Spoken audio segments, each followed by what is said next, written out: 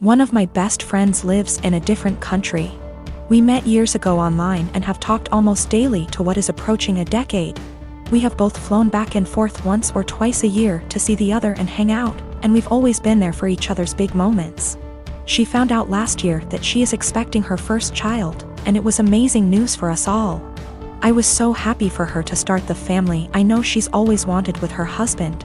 She came to visit a few months into her pregnancy and asked me to be the baby's godmother. I was over the moon. While we live an 8-hour plane ride from each other. I do have a job that gives me decent vacation allowance and deals with certain airlines that makes visiting manageable. I knew that I could be there for her, and told her that whenever she was ready for someone outside of the family to be there, I would make the trip. Last month, she had her baby shower. And I only found out when I saw on Instagram a mutual friend who lives in the same city as me, had surprised her at the shower. I hadn't been invited. I was a little hurt and surprised, but it was the busiest month of the year for the company I work for, and I knew she knew that. So I figured that could be the reason, sent my gift by airmail and said congratulations. However, now she's reached out to me, and told me that she has asked another friend, the same person who went to the baby shower, to be the baby's godmother, and that she only wants her child to have one. I felt like I'd been punched in the gut. I was heartbroken, and felt a bit betrayed. For 6 months I have been excited to take on the role. My own godmother lives in New Zealand, and has done for most of my life, so I knew it could work.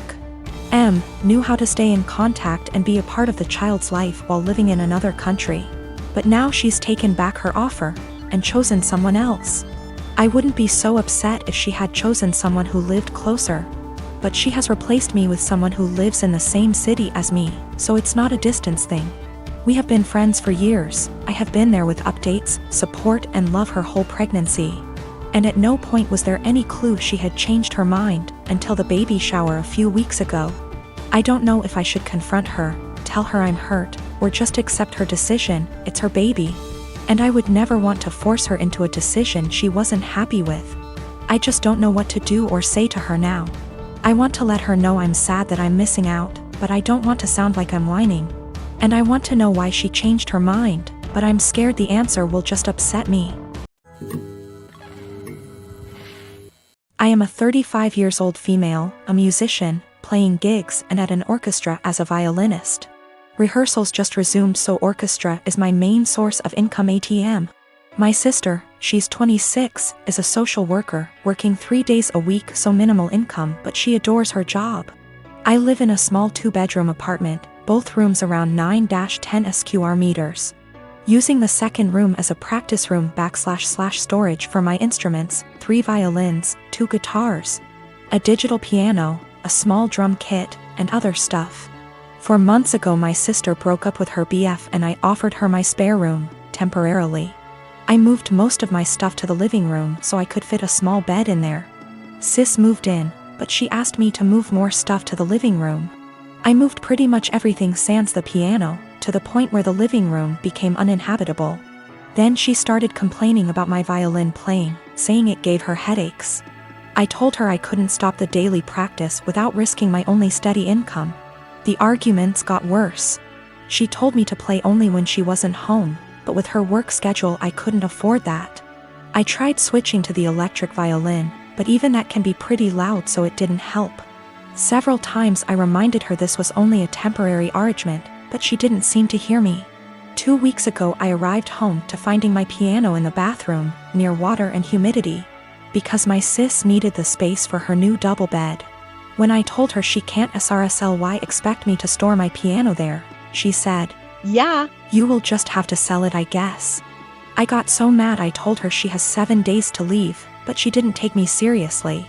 For a week I only talked to her to remind her how much time she has left, but she always laughed it off, told me to stop acting like a crazy person. When the deadline came I boxed up all her stuff while she was at work, booked an Airbnb bedsit close by and drove her stuff there.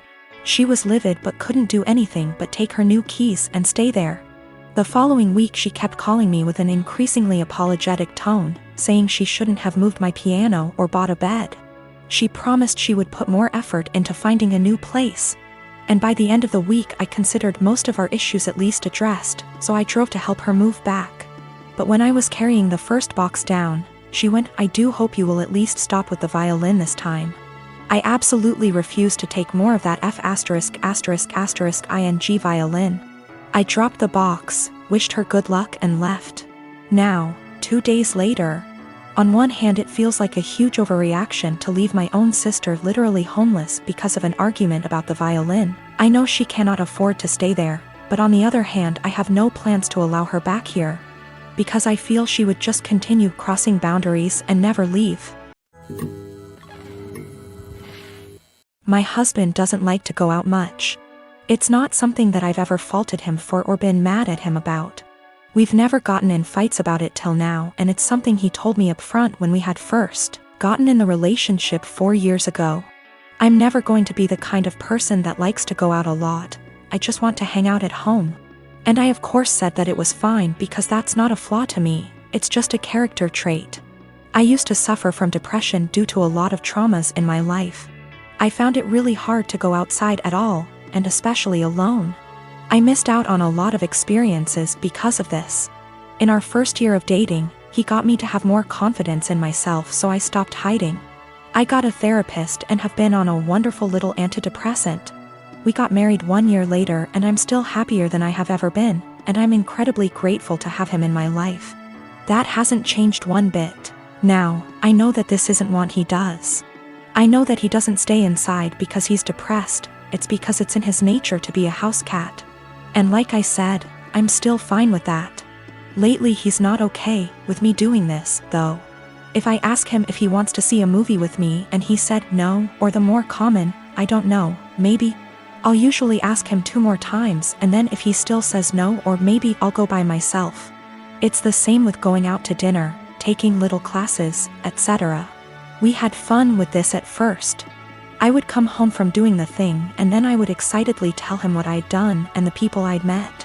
He'd happily listen and hug me and kiss me on the forehead. It was a really beautiful thing.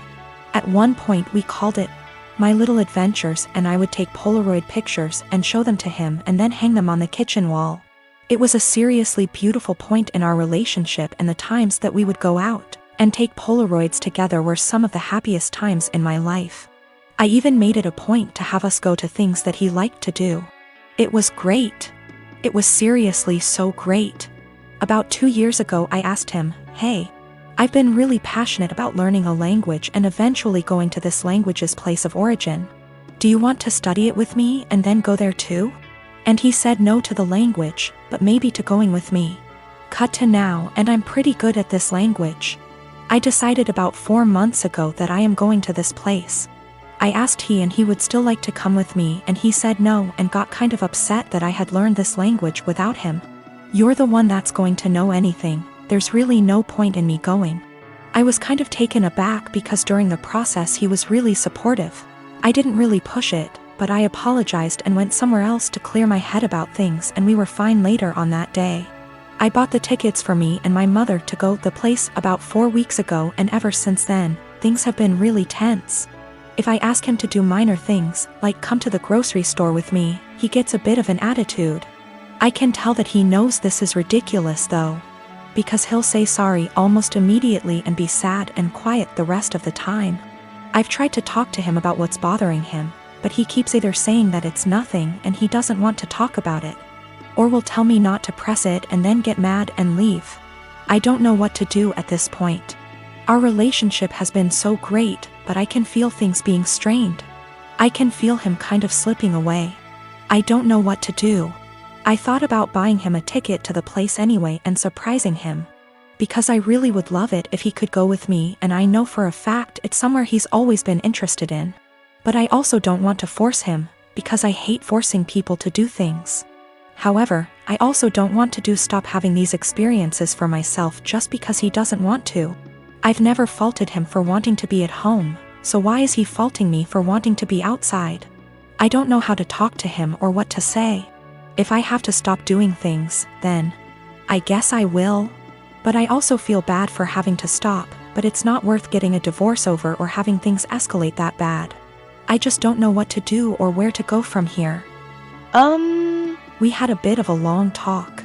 I'm kind of a mix of exhausted, drained, and excited now. He said he feels like he's drowning in my success. I said I would learn a language and I did it. I said I would lose 180 pounds and I did it earlier in our relationship and got the skin surgery. I have a pretty stress-free job and it's getting to him. He's been trying really hard to just be happy, but it's hard. He understands that it's wrong to feel this way, and between feeling guilty about it and feeling this way at all, it's just been taking its toll. He also has a skin condition that makes him feel cautious of going outside, especially in another country.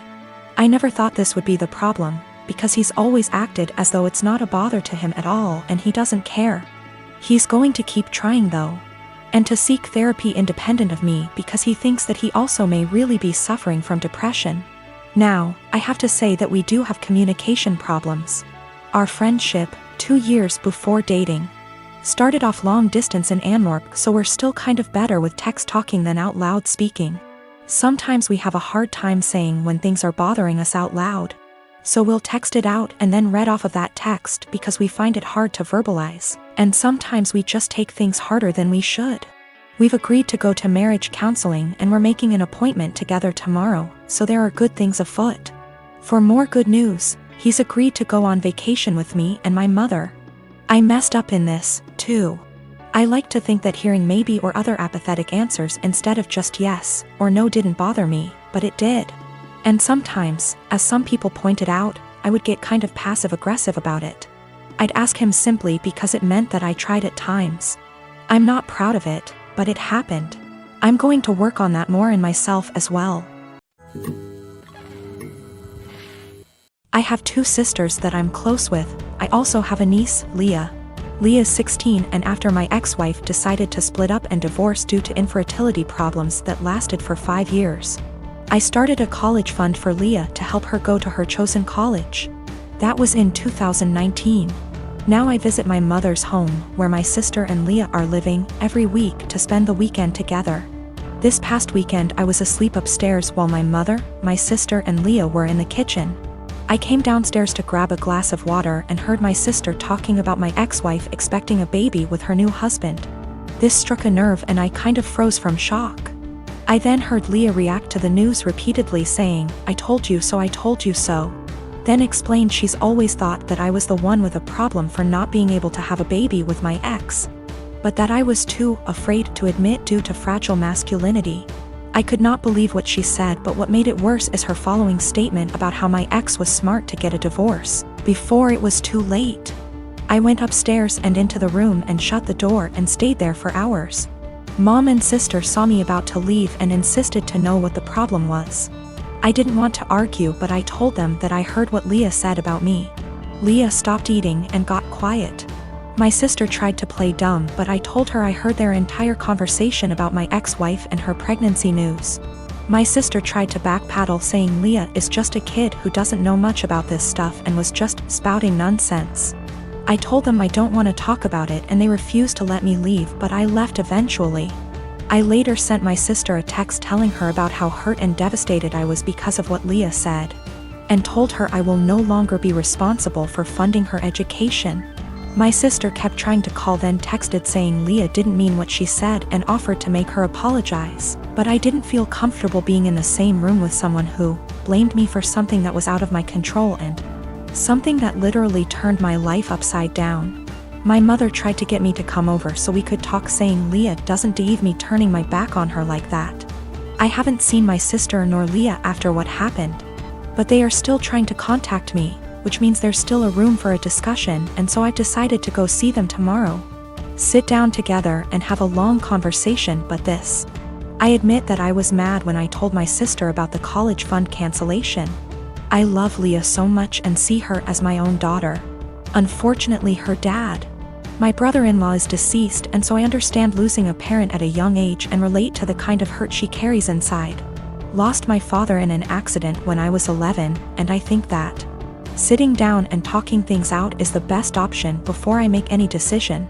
Also, one more thing to clarify, both my ex-wife and I were having these fertility issues. Both sides, but since my ex-wife got pregnant soon after her new marriage, then my family thought that I was the problem originally.